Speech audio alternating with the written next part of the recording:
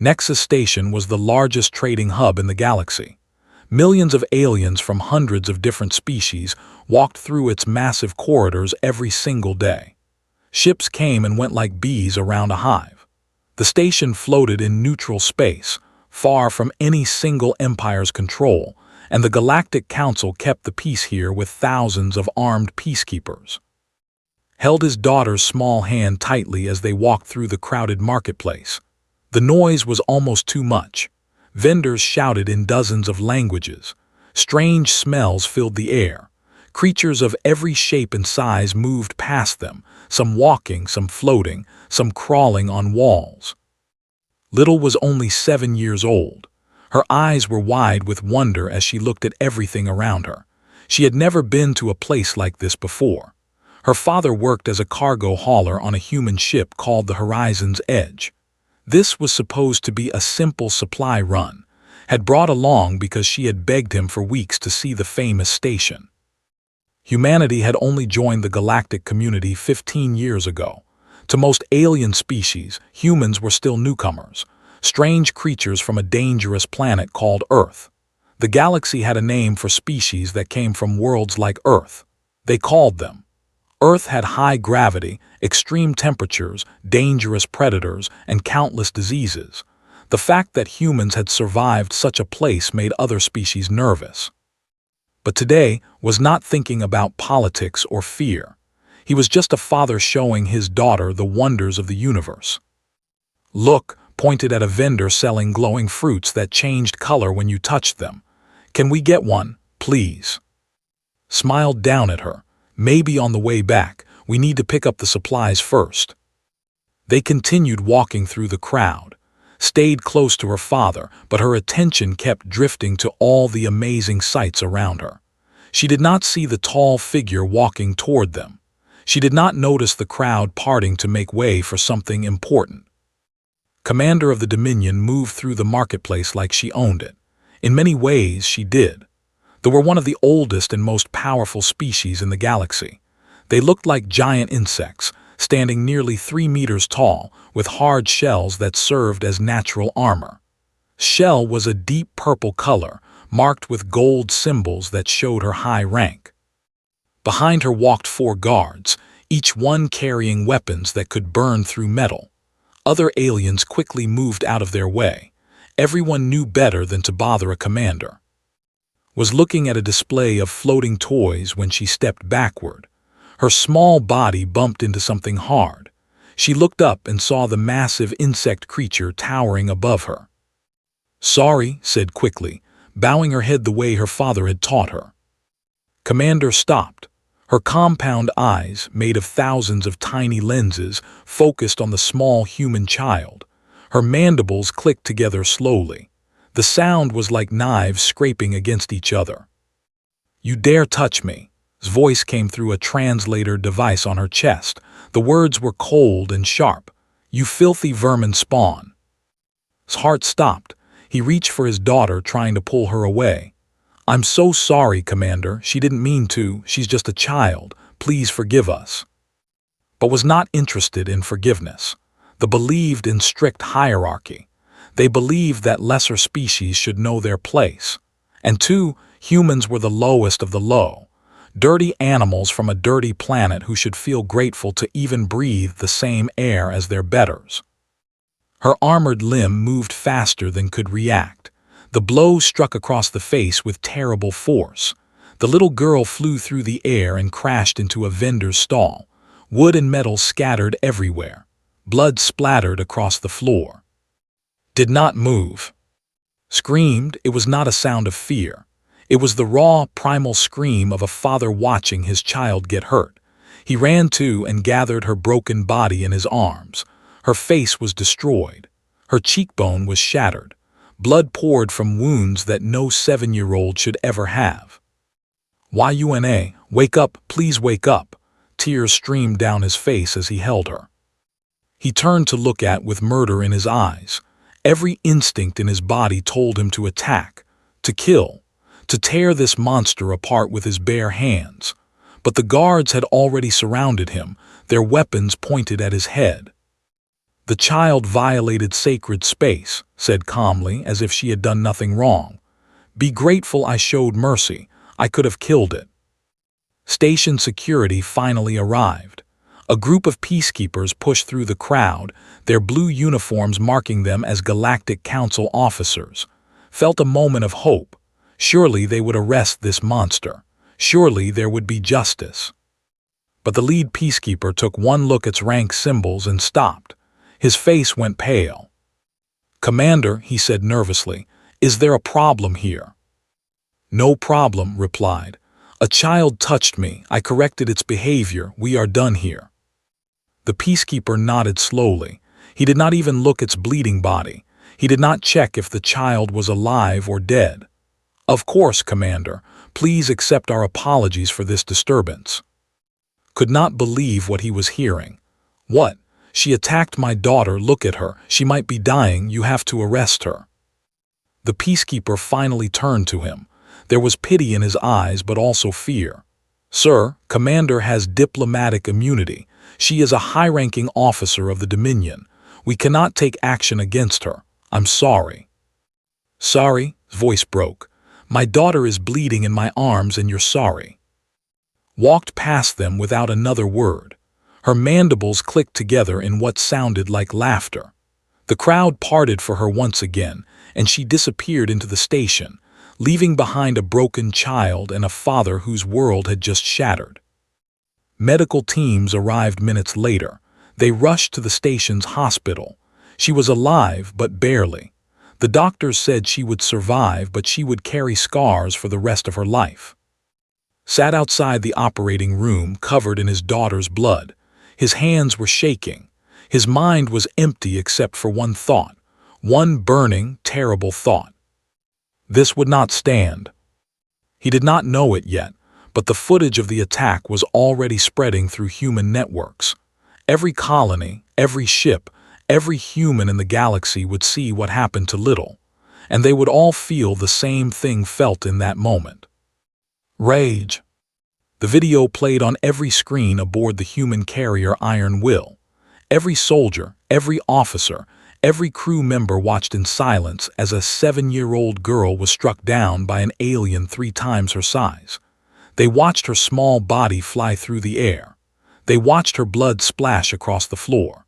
They watched as station security did nothing. Admiral Park stood alone in her command room watching the footage for the 10th time. Her face showed no emotion, but her hands were pressed flat against the table to stop them from shaking. She was 62 years old. She had fought in 3 wars. She had seen terrible things in her life, but this was different. This was a child. The door opened behind her. Captain Lee entered and stood at attention. "Admiral, the Council has released an official statement." "Read it." Looked down at his tablet. "The Galactic Council deeply regrets the incident involving a human minor at Nexus Station. However, after careful review, we have determined that Commander of the Dominion acted within her rights as a diplomatic officer. We encourage all species to respect established protocols and avoid physical contact with representatives of other civilizations."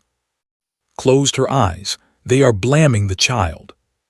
"Yes, Admiral, they are saying should not have touched the commander. She bumped into her by accident. She is 7 years old." "I know, Admiral."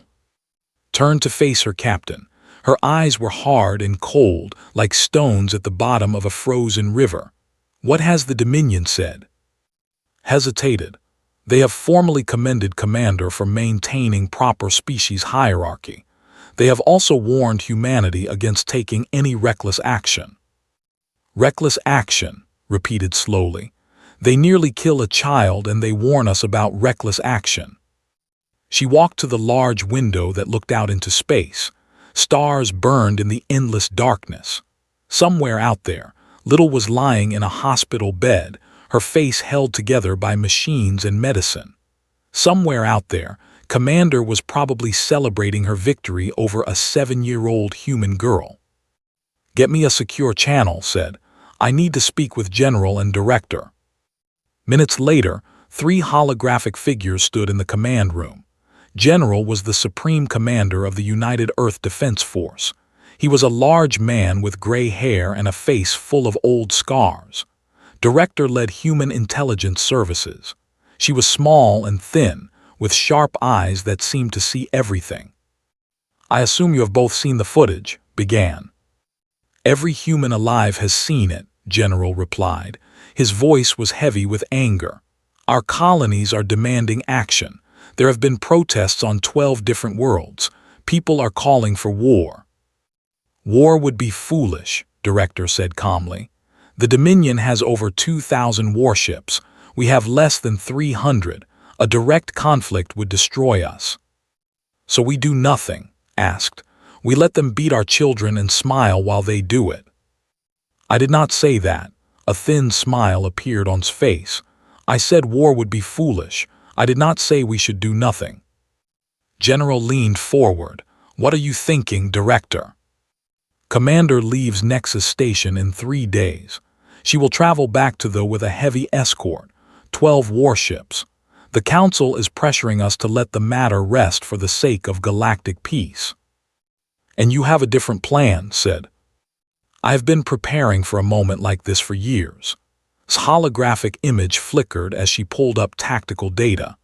"The galaxy thinks they know what humans are capable of. They are wrong. They see our small fleet and our young civilization and they think we are weak. They do not understand what it means to come from a death world." She showed them images of human special forces training. Soldiers swimming through freezing water for hours without rest. Soldiers climbing volcanic mountains in temperatures that would cook other species alive. Soldiers fighting in complete darkness, relying only on sound and touch. "Earth did not make us soft," continued. "Earth made us survivors, predators. The most dangerous thing in the galaxy is not a battleship. It is a human who has something to protect." General nodded slowly. "You want to take?" "I want to remind the galaxy what we are. The Council hides behind laws and protocols. They hide behind diplomatic immunity. But there is no law in the void between stars. There is no immunity when you are alone in the dark." Felt something cold settle in her chest. It was not doubt, it was certainty. "If we do this, there will be consequences. The galaxy will fear us." "Good," replied. "Fear keeps children safe. Fear makes enemies think twice before they strike. They do not fear us because they have never seen what we can do. It is time to show them." The three of them looked at each other. They all understood what this meant. They were about to change humanity's place in the galaxy forever. There would be no going back. "What do you need?" General asked. "Admiral Park's carrier group for support, a stealth frigate to shadow the convoy, and Lieutenant Han's team for the extraction." Raised an eyebrow. "Han, the one they call the Ghost." "She is the best we have. If anyone can board a flagship and take their commander alive, it is her." General was silent for a long moment, then he nodded. "Do it, but I want alive. A dead body sends a message. A living prisoner sends a much stronger one." "Understood, General." The holograms faded, stood alone in her command room once more. Outside the window, the stars continued to burn in the darkness. Cold, distant, uncaring. But humanity was not cold. Humanity was not uncaring. And somewhere in the void, a little girl's blood was crying out for justice. Activated the ship-wide communication system. "All hands, this is Admiral Park. Prepare for deployment. We have work to do." Operation Silent Thunder had begun. Commander's convoy moved through space like a parade of metal giants. 12 warships surrounded her flagship, the Blade of Ancestors. Each ship bristled with weapons capable of turning small moons into dust. The formation was perfect. The sensors were active. The crews were alert. The admirals had warned that the humans might try something foolish. They had laughed about it over dinner. What could they possibly do? Their ships were primitive. Their weapons were weak. Their species had only been traveling between stars for a few decades. They had been ruling the galaxy for thousands of years. Still, they had given the heavy escort. not because they feared the humans, but because it would embarrass the Dominion if anything happened to her. She was a hero now, the officer who had put in its place. Songs were already being written about her. Sat in her private quarters, reviewing reports and enjoying the warmth of her success. She did not think about the child she had struck. Why would she? The creature was barely sentient, like swatting an insect. It meant nothing. She had no idea that she was being hunted. The stealth frigate Shadow's Edge floated in the darkness less than 50 kilometers from the convoy. Its hull was covered in special materials that swallowed sensor signals like a black hole swallowing light. Its engines were silent. Its crew barely breathed. Captain sat in his command chair, watching the enemy ships on his screen. He was a thin man with a calm face and steady hands.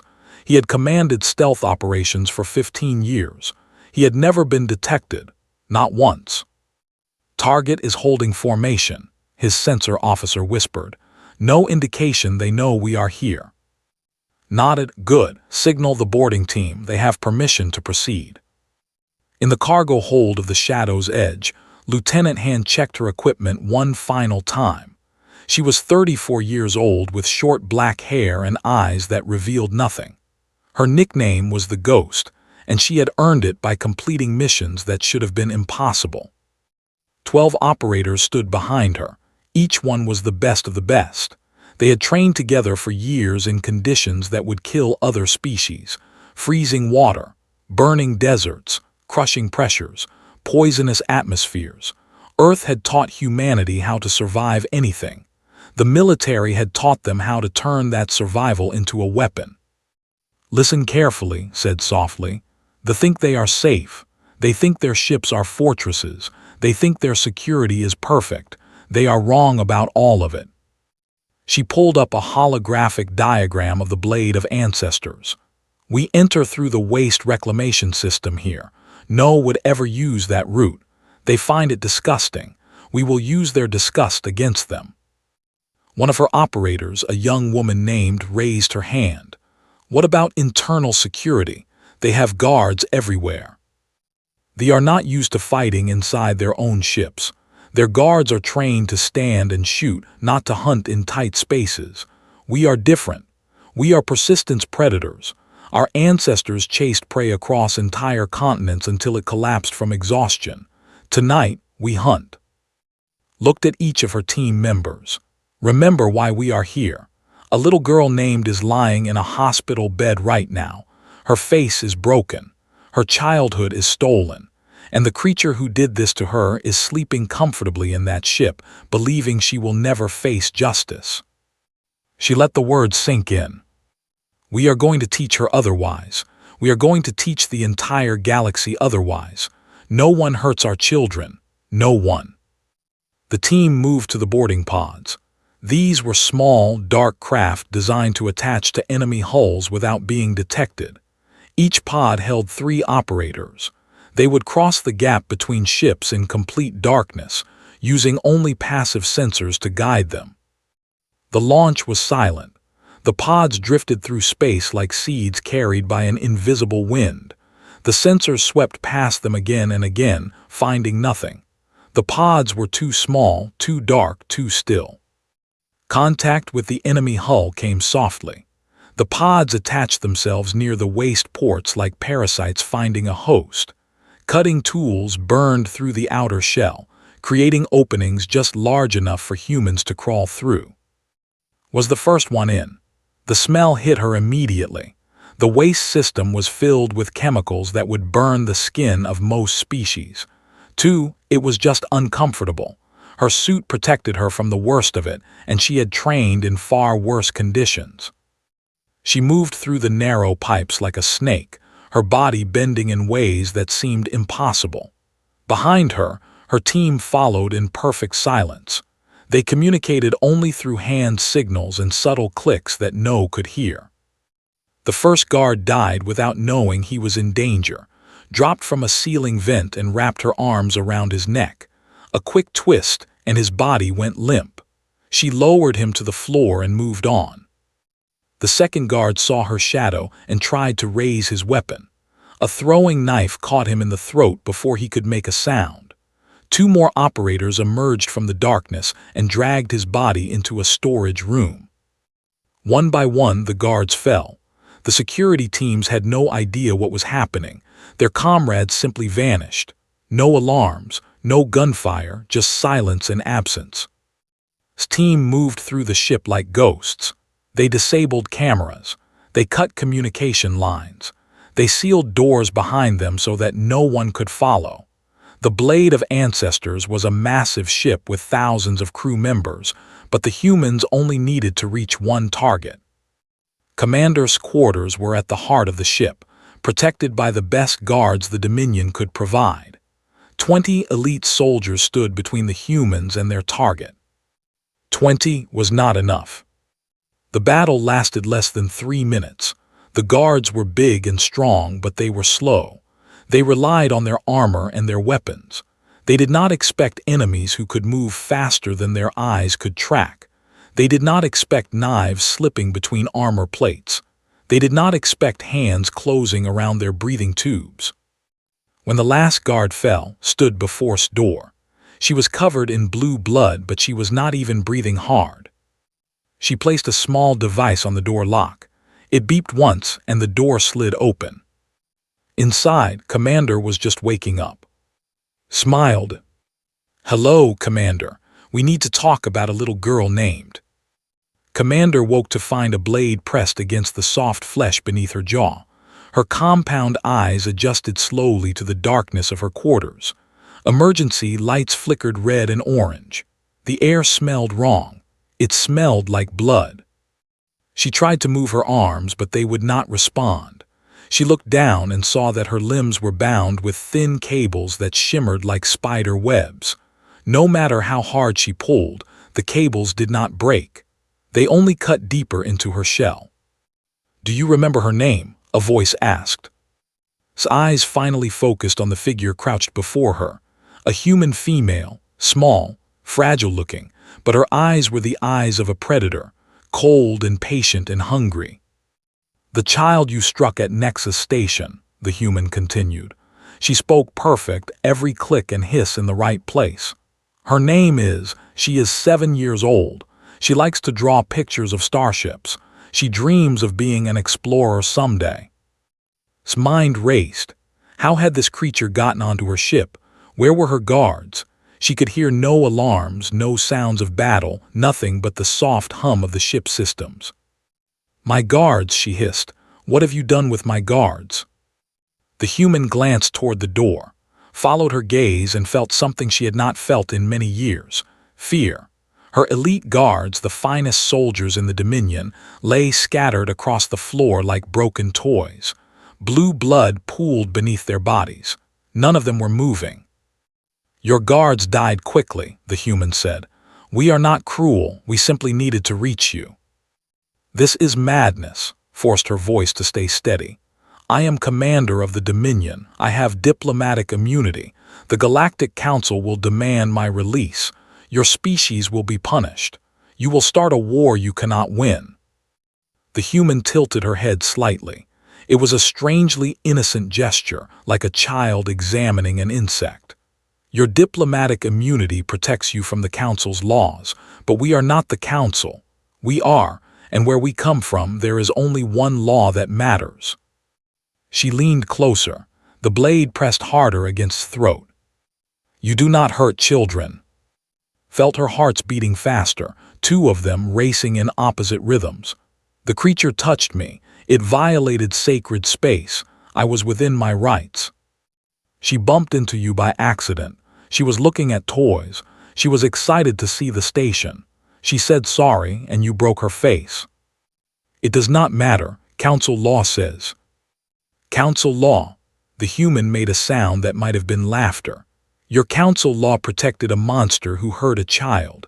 Your council law told a father to accept his daughter's suffering. Your council law means nothing to us." She stood up and spoke into a device on her wrist. "Package secured. Begin phase 2." Explosions shook the ship. Felt the floor tremble beneath her. Alarms finally started screaming. The emergency lights flashed faster.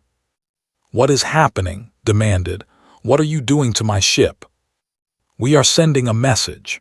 The human grabbed bound form and lifted her easily. Humans were supposed to be weak. The galaxy said they were weak, but this creature carried like she weighed nothing at all. Outside the ship, chaos erupted among the convoy. The blade of ancestors shook as explosions tore through its weapons and engines. The 12 escort warships scrambled to respond, their commanders shouting orders, their sensors searching desperately for enemies. They found nothing. Admiral Park's voice cut through the communication channels. "Fleet, this is Admiral Park of the United Earth Defense Force. Your commander has been taken into human custody. She will face justice for her crimes against a human child. You may attempt to prevent our departure. I strongly advise against it." The admiral commanding the escort was a young male named. He had never seen actual combat. His position came from his family's political connections, not from skill or experience. But he was proud, and he was angry, and he refused to let Primitive embarrass the Dominion. "All ships attack formation," he ordered. "Find the human vessels and destroy them. Show these animals what happens when they challenge the—" His fleet moved forward, weapons charging, sensors sweeping space for targets. They found nothing.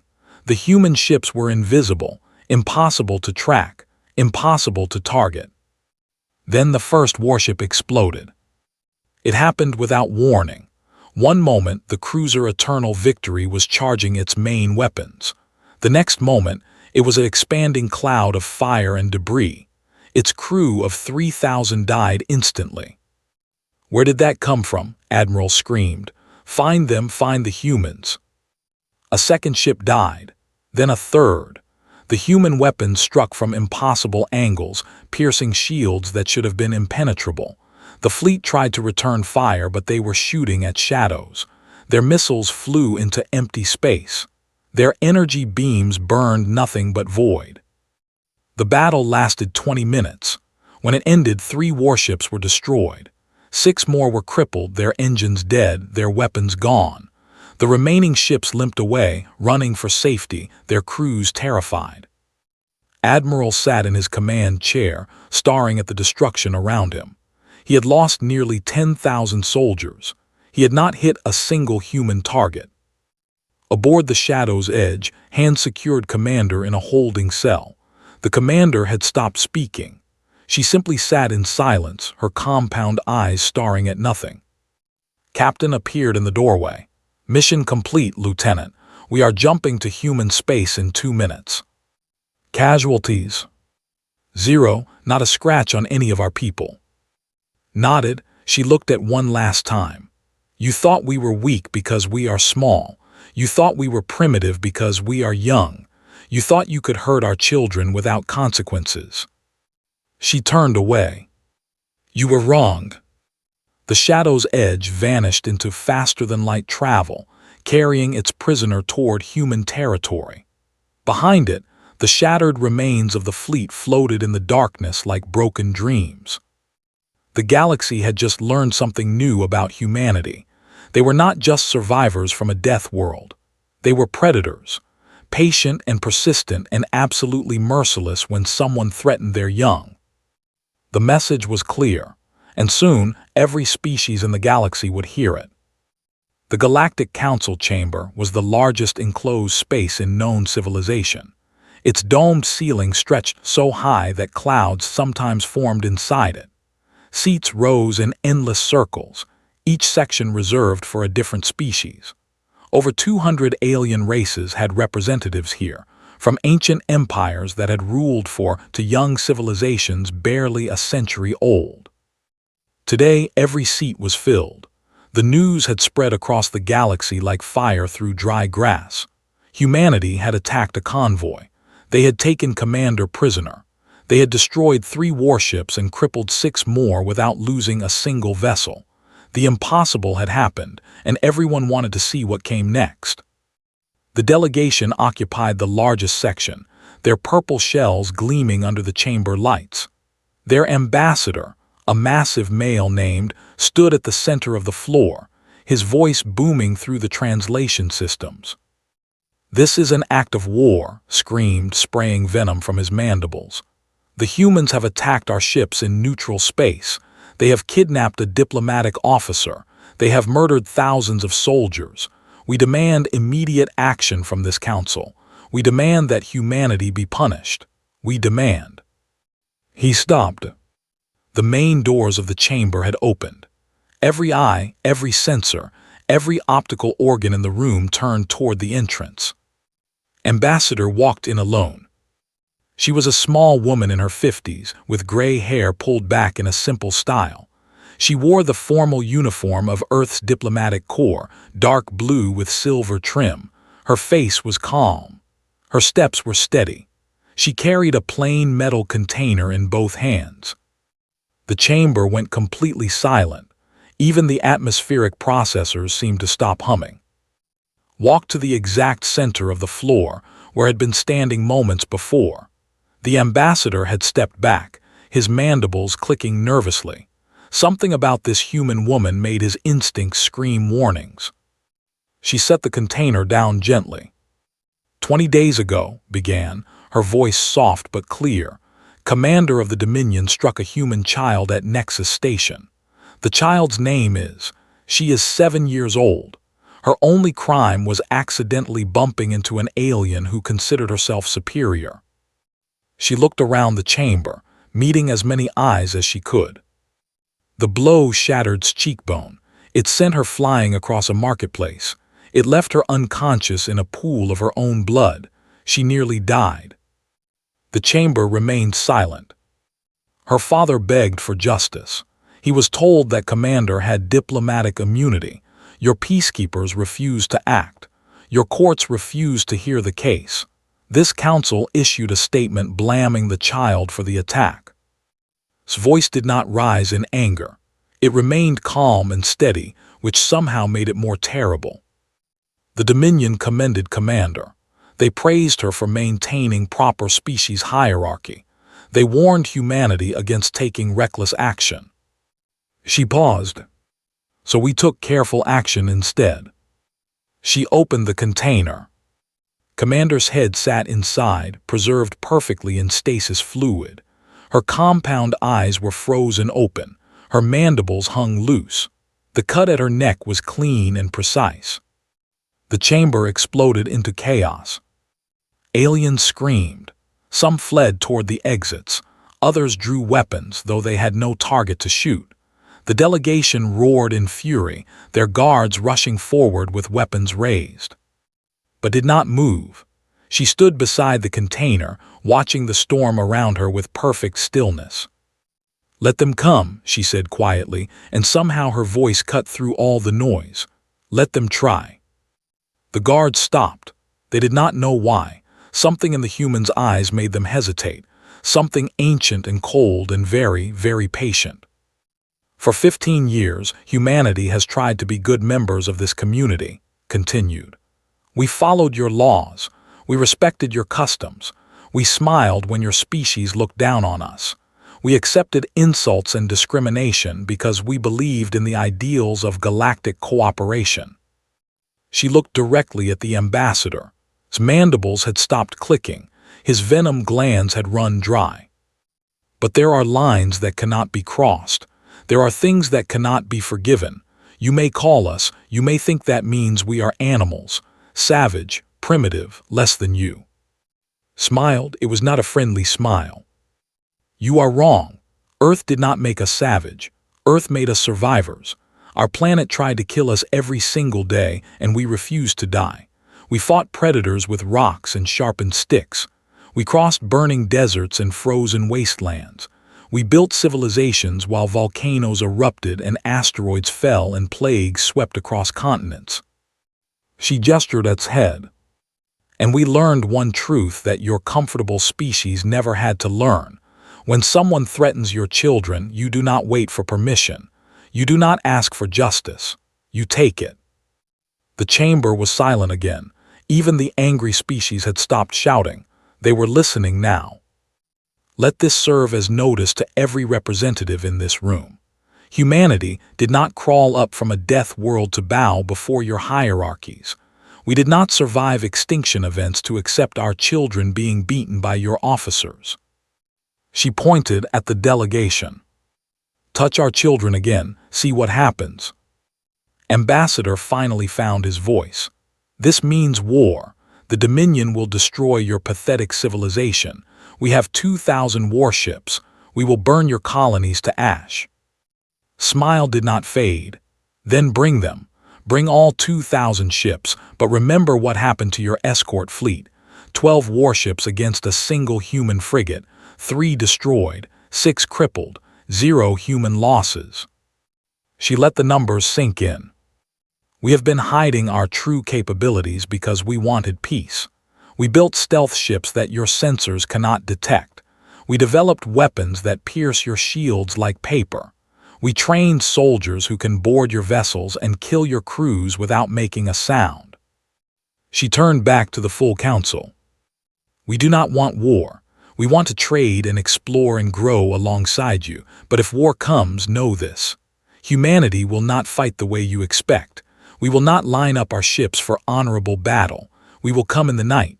We will strike from shadows. We will hunt you the way our ancestors hunted on Earth. She picked up the empty container. And we will not stop until every threat to our children is removed. Walked toward the exit. The crowd parted before her like water before a ship's bow. No one tried to stop her. No one said a word. At the door, she paused and looked back one final time. Is recovering. The doctors say she will have a small scar on her cheek for the rest of her life. Every time she looks in a mirror, she will remember what was done to her. Her eyes swept across the chamber. And so will we. She left. The doors closed behind her. Commander's head remained on the council floor, staring up at the distant ceiling with dead eyes. For a long time, no one moved. The Dominion did eventually call for war, but when they reached out to their allies, they found only silence. Species that had supported the Dominion for centuries suddenly discovered pressing reasons to remain neutral. No one wanted to face an enemy that could appear from nowhere and vanish just as quickly. No one wanted to anger the Little returned to the horizon's edge with her father. She did carry a scar, faint but visible, on her left cheek. But she also carried something else, a knowledge that her people would protect her, that no matter how big or powerful the enemy, humanity would never abandon its children. She still dreamed of being an explorer. Now she also dreamed of being strong enough to protect others the way she had been protected.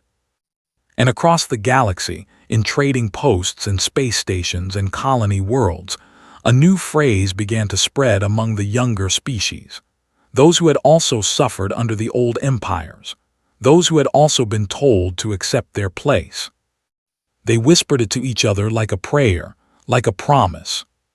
Do not anger they remember everything, and they always pay their debts.